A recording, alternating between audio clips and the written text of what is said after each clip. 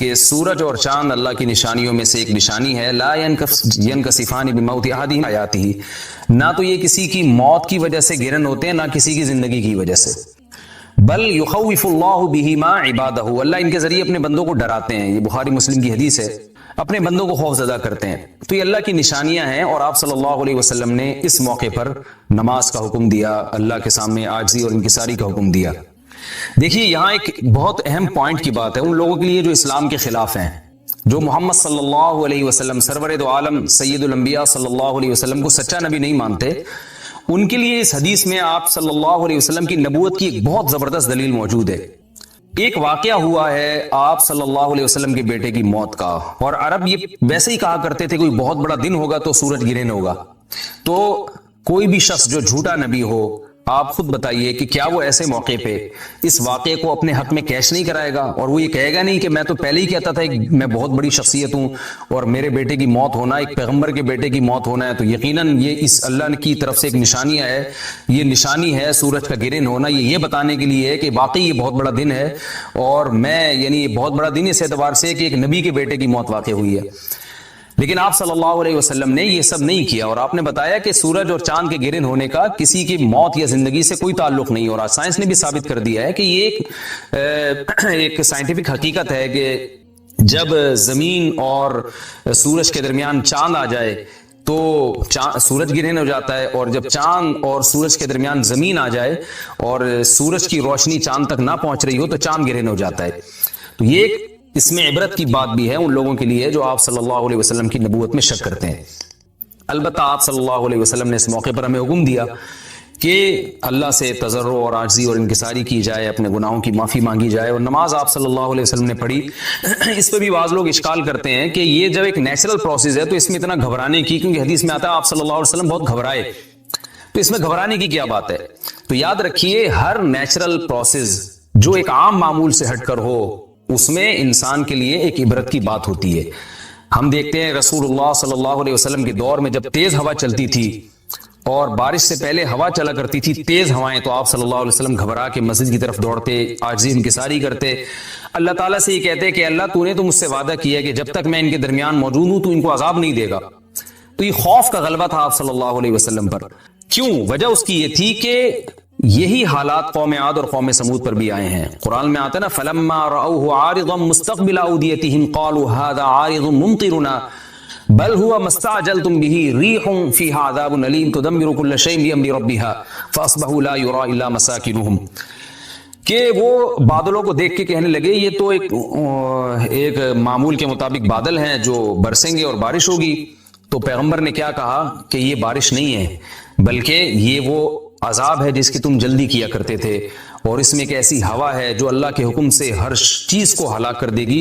اور پھر ان پر ایک ہفتہ عذاب آیا، اور قرآن کہتا ہے کہ وہ ایسے پڑھ کے ہلاک ہو گئے کہ فَتَرَى الْقَوْمَ فِيهَا صَرْعَىٰ كَأَنَّهُمْ أَعْجَازُ نَخْلٍ خَاوِيَةٍ.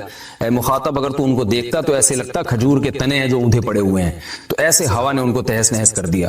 تو یہ عام معمول سے ہٹ کے جب بھی اس کائنات میں کوئی تغیر آتا ہے تو اللہ کی نشانیوں میں سے ایک سائنٹیفک حقیقت بھی ہے، اس کی ایک لاجک بھی ہے، لیکن اس کے ساتھ ساتھ اللہ کی نشانیوں میں سے ایک نشانی بھی ہے، اور ایسی نشانی ہے جس سے ہمیں ڈرنا چاہیے کہ اللہ تعالیٰ کو اختیار ہے، وہ جب چاہے سورج کی روشنی چھین لے، چاہے کسی بھی طرح سے چھینے. اور یہ بھی ایک سائنٹیفک حقیقت ہے جو آپ صلی اللہ علیہ وسلم کی نبوت پر جس نے ایک مہر لگا دی ہے کہ سورج اور چاند کا گرہن ہونا، اگرچہ اس کی ایک لاجک ہے کہ چاند سورج کے سامنے آ جائے تو سورج گرہن ہو جاتا ہے، لیکن اس بارے میں جو ہماری تحقیق ہے، جو سائنسدان کہتے ہیں کہ یہ وقت یعنی خطرے کا وقت ہوتا ہے. سورج سے ایسی خطرناک ریز نکلتی ہیں جو نقصان کا سبب بن سکتی ہیں. تبھی بعض حضرات سورج کی طرف دیکھنے سے بھی منع کرتے ہیں.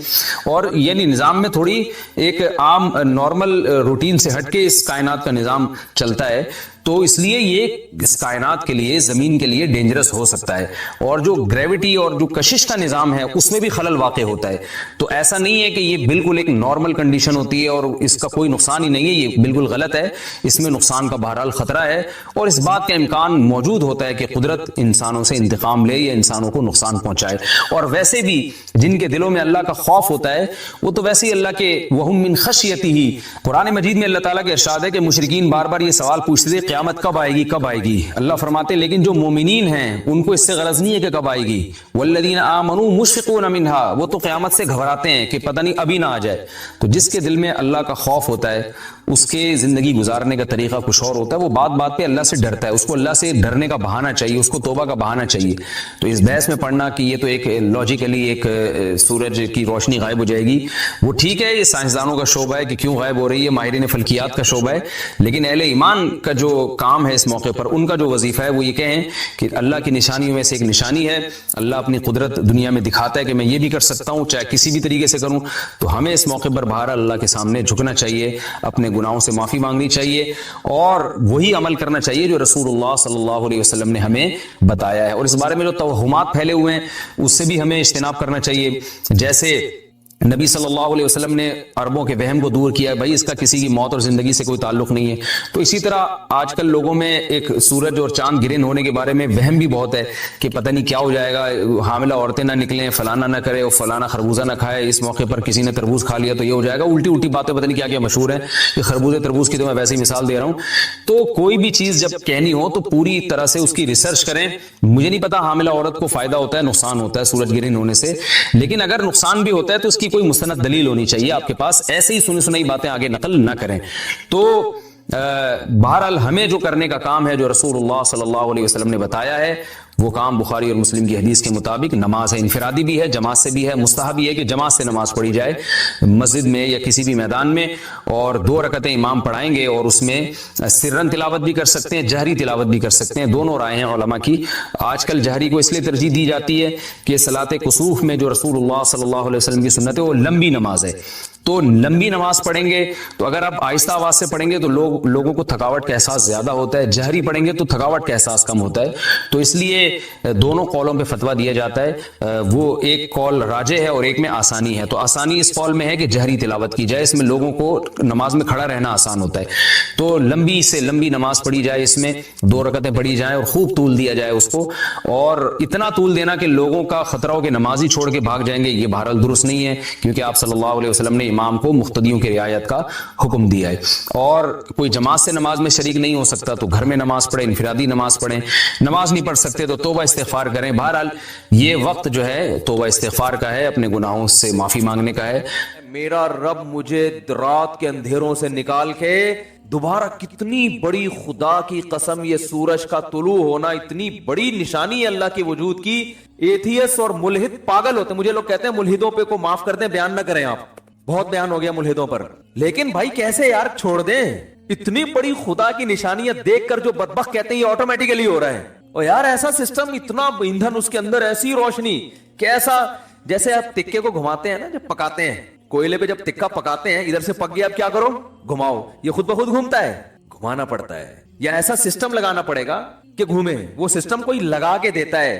تکے میں خود بخود اتنی عقل نہیں ہوتی کہ کروڑوں سال میں ترقی کرتے کرتے ایسا بن گیا کہ آٹومیٹک گھومنا خود بخود ہی شروع, یہاں سے پک گیا اب یہاں سے پکاؤ, ہے بھائی یہاں سے تو پک گیا اب کیا کرو, اب یہاں سے پکاؤ مجھے.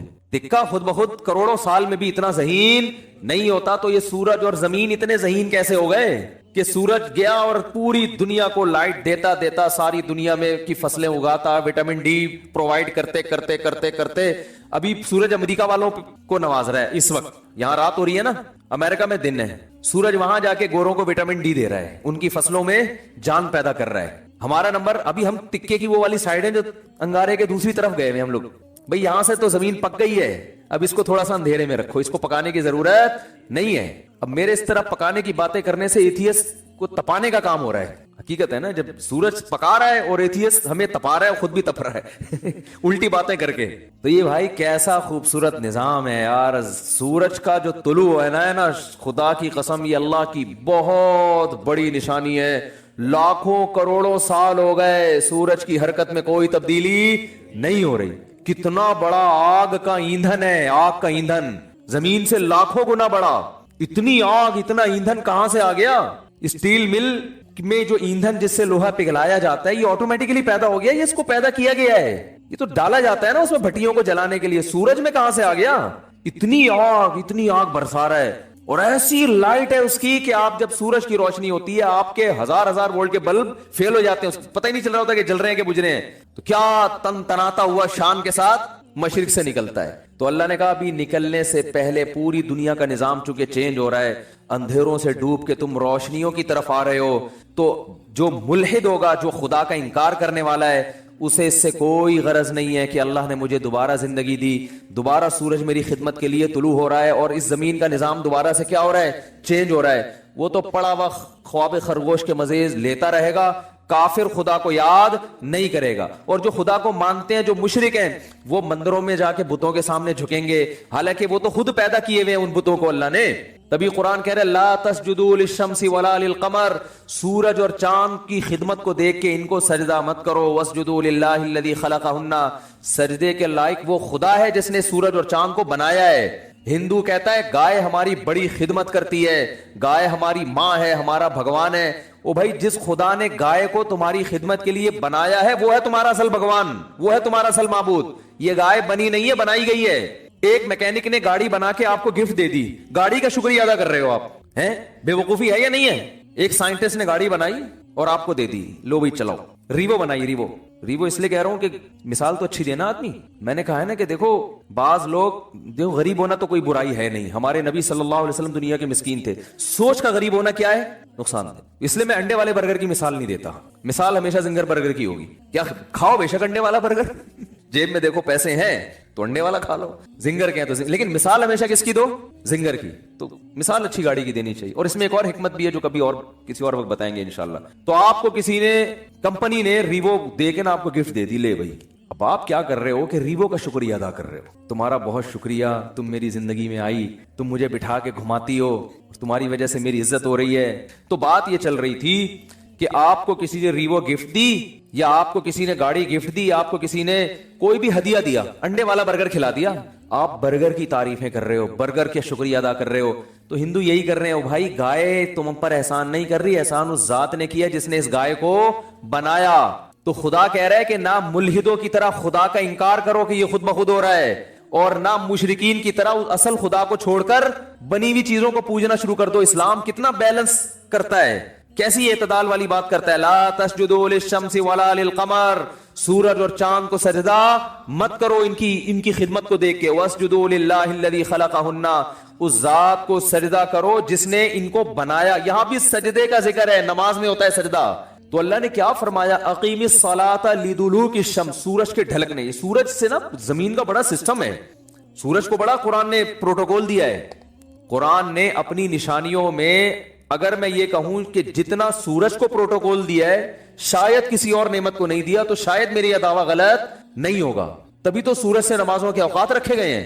روزہ بھی سورج دیکھ کے ہوتا ہے, سورج غروب ہوگا تو روزہ افطار ہوگا, سورج طلوع ہونے سے پہلے روزہ بند ہوگا, نمازیں سورج کے اوقات پر. تو یہ کیا ہے, اس لیے کہ دلوک کہتے ہیں ڈھلکنا. تو اللہ نے ڈھلکنے کے اوقات اس لیے رکھے کہ اس وقت دنیا میں بڑی بڑی تبدیلیاں آ رہی ہوتی ہیں, بڑی بڑی تبدیلیاں. رات کے اندھیرے دور ہونا شروع ہو جاتے ہیں, بہت بڑی چینجنگ دنیا میں آتی ہے جس کا پوری دنیا پہ بھی اثر پڑتا ہے, آپ کی باڈی پہ بھی اثر پڑتا ہے, پوری دنیا کے نظام پہ اثر. وہ کیا ہے, سورج کی جو کرنیں ہیں, مشرق سے بھی سورج کے طلوع ہونے کا ٹائم ہوا ہے, آپ کو روشنی دیکھ کے اندازہ ہو جاتا ہے کہ اب صبح ہونے والی ہے اور اس زمین کے نظام میں تبدیلی آنے والی ہے. تو عقل مند لوگ کیا کرتے ہیں, اللہ نے فرمایا اس موقع پر تم نے کس کو یاد کرنا ہے, اللہ کو یاد کرنا.